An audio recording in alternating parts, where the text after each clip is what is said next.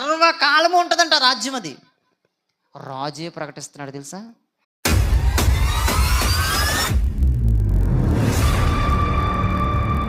సర్వకాలము ఉంటుందంట రాజ్యం. అది అది అన్నటికీ నాశనం కానటువంటి రాజ్యం గుర్తుపెట్టుకోండి. సర్వకాలము ఆ రాజ్యం అలా ఉంటూనే ఉంటుందంట.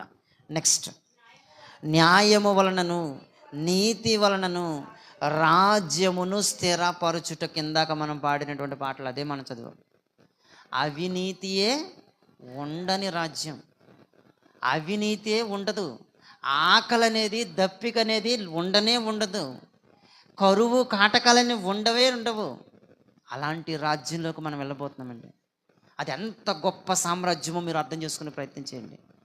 ఆ రాజ్యానికి ఎన్నటికీ నాశనం ఉండదు. ఆ రాజ్యములో కనికరం ఉంటుంది, ఆ రాజ్యంలో సమాధానం ఉంటుంది, ఆ రాజ్యంలో నెమ్మది ఉంటుంది, ఆ రాజ్యంలో ప్రశాంతత ఉంటుంది.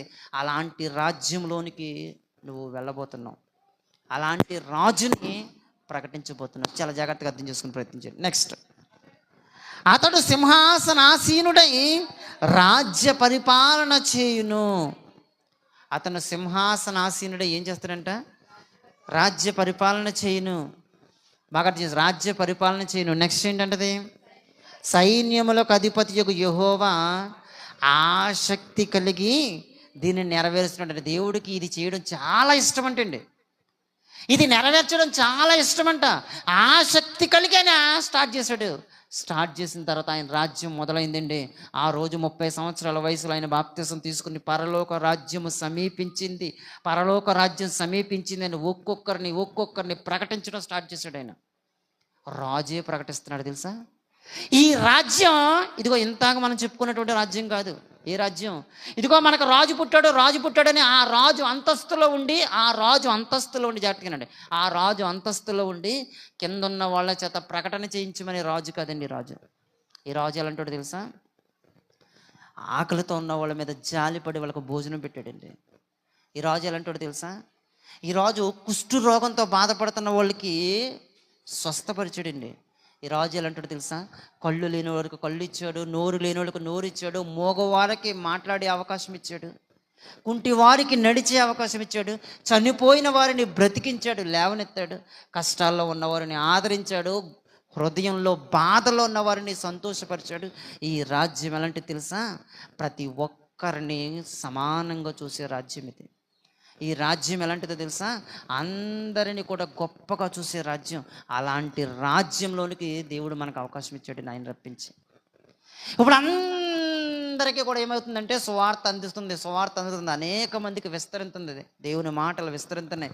ఎప్పుడంటే యేసుక్రీస్తు ప్రభు వారు సువార్త ప్రకటించడం స్టార్ట్ చేసిన తర్వాత, అనేక మందికి ప్రకటించడం స్టార్ట్ చేసిన తర్వాత ఎంతమందికి ఎన్ని చేశాడో మనకు సువార్తలు చదువుతున్నప్పుడు ఆశ్చర్య కలుగుతుంటాయి ఎన్నో విషయాలు. ఈ రాజు ఎంత గొప్పోడంటే ఎంతమందికి కష్టాల్లో ఉన్నవారికి ఆదరించాడో, ఎంతమంది దిక్కులేని వాళ్ళకి సహాయం చేశాడో, ఎన్ని చేశాడో ఆ సువార్తలు మనం చదువుతున్నప్పుడు అనేకమైన సందర్భాలు మనకు కనపడుతుంటాయి. అయితే ఇంకొంచెం ముందుకెళ్ళి ఒక మాట మనం చూసే ప్రయత్నం చేద్దాం. అదే లోకా గారు రాసినటువంటి సువార్తలో ఒకసారి చూద్దాం. చూడండి ఒకసారి లోకా గారు రాసినటువంటి సువార్తలో 23వ అధ్యాయం తీయండి. బైబిల్ ఓపెన్ చేసి అందరూ కూడా లోకా గారు రాసినటువంటి సువార్త 23వ అధ్యాయము ప్రారంభ వచనం కానీ చదువుదాం. చూడండి ఒకసారి. లోకా గారు రాసినటువంటి సువార్త 23వ అధ్యాయం ప్రారంభ వచనం కానించి, అంతటా వారందరూ లేచి ఆయనను పిలాతు నొద్దకు తీసుకుని పోయి, ఇతడు మా జనమును తిరగబడ ప్రేరేపించెను, కైసరునకు పన్నియొద్దనియు తానే క్రీస్తును ఒక రాజుననియు చెప్పగా. క్రైస్తవ్యంలో ఆయన రాజ్యం ఏంటో చాలామందికి అర్థం కాలేదండి. బాగా అర్థం చేసుకోండి. క్రైస్తవ్యంలో చాలామందికి ఆయన రాజ్యం ఏంటో అర్థం కాలేదు. అర్థం కాకే ఆయన ఏమని మాట్లాడుతున్నాడంటే యేసు రాజుగా రాబోతున్నాడని పాటలు పాడుతున్నారు. రాబోతుంది ఆయన రాజుగా కాదు, ఆల్రెడీ భూమి మీద ఉన్నదే ఆయన రాజుగా. వాళ్ళకి అర్థం కాక వాళ్ళు ఏమనుకున్నారంటే నేను రాజునని చెప్పుకుంటున్నాడని ఆయన చంపాలనుకున్నారు. ఈరోజు మనలో కూడా చాలామంది ఏంటంటే మనకు కూడా అర్థం కాక ఆయన రాజుగా వస్తాడు.